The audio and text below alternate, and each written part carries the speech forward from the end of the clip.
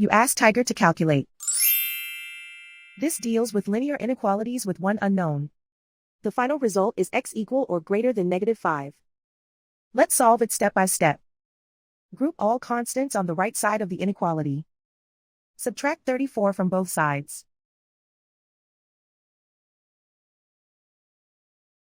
Group like terms.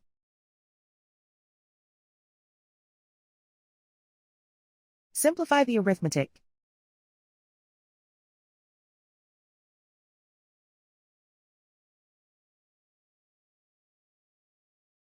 Convert the x into a positive number.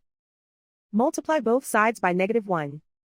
Whenever you multiply or divide by a negative, reverse the inequality sign.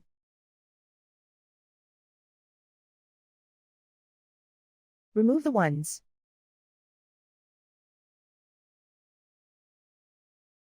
Simplify the arithmetic.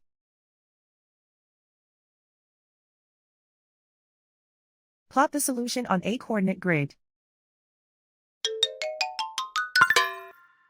And so the final result is x equal or greater than -5.